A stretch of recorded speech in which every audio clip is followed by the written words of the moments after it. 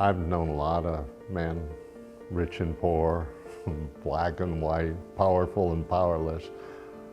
I've never met anybody, never met a better man than Larry Price. Larry came from a very poor family. I think his family, his mother and his father instilled in him that if he's going to be successful, he was going to have to earn it. And what he discovered was, in order to be something in this world, education is a very important tool. It's an asset you have to have. And what Larry combined that with was his strong mind, his determination, his unrelenting. There's a really great story there of somebody who came from nothing and accomplished so much. PhDs, two of them, my goodness. Great story. Well, I think Larry is enormously multi-talented. I mean, he can't just multitask. He has so many talents that are so useful in so many diverse ways.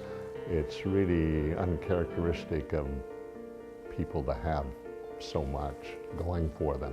Larry, to me, is one of Hawaii's treasures. I've said that to a few people that I think he's in a class with Danny Kalikini. The two of them are two of Hawaii's living treasures. They touch so many people in so many ways.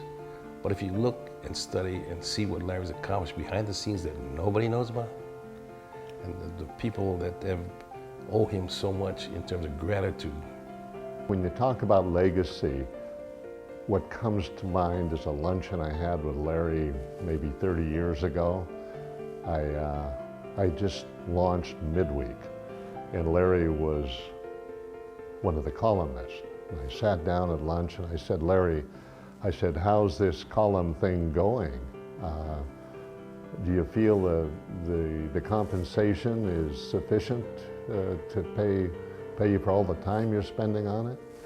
And he said, well, I don't know. I never cash the checks. And I said, what do you mean you never cash the checks? And we were paying Larry $1,000 a month or more, which was a lot at the time. It would pay for a mortgage in a small house. And he said he put it into scholarships or his foundation or something to help other people go to school and learn. Wow. Larry, congratulations. I certainly believe in the deepest part of my heart that you deserve this accolade and many, many more. I'm so blessed to have you as part of my life, and I hope you feel the same way about me. Well, Larry, I'd just like to thank you for all you've done for me and your generosity through the 35 years we've known each other.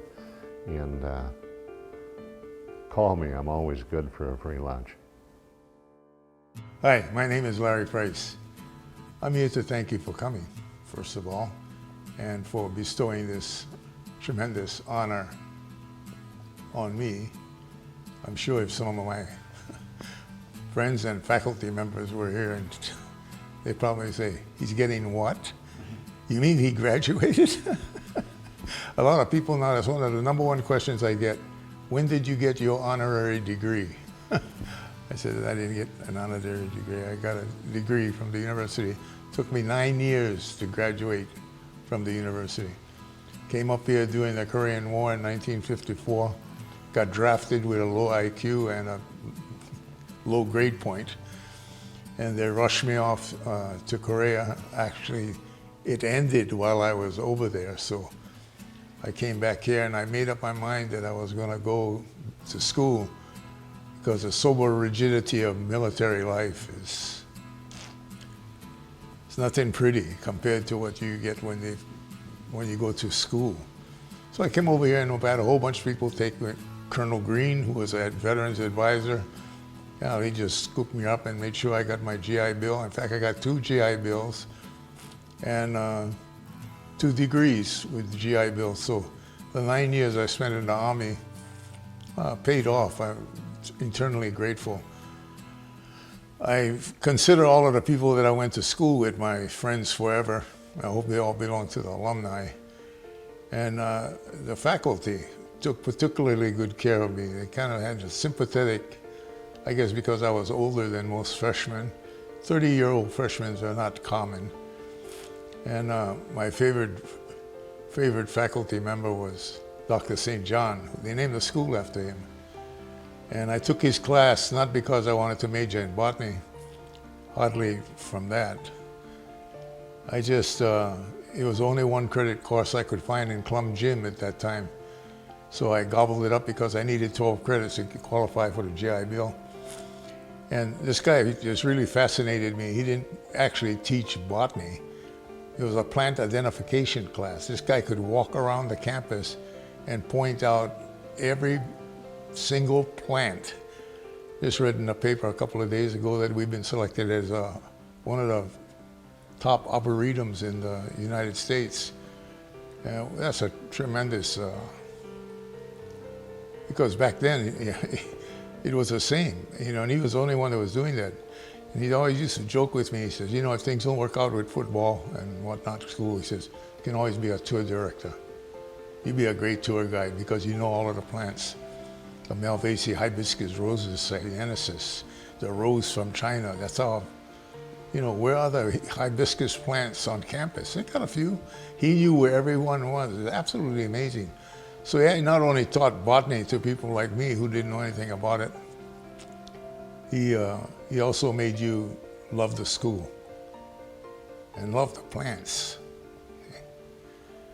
So I came over there from Kaava, checked into Atherton House, where all of the country jacks and the people from the outer islands stayed. And in between that and playing football and living in the barracks down on Ching Field, I guess they call it now. At that time was Cook Field. They keep on changing the names of places around here. But all of the people I went to school with, I want to thank them.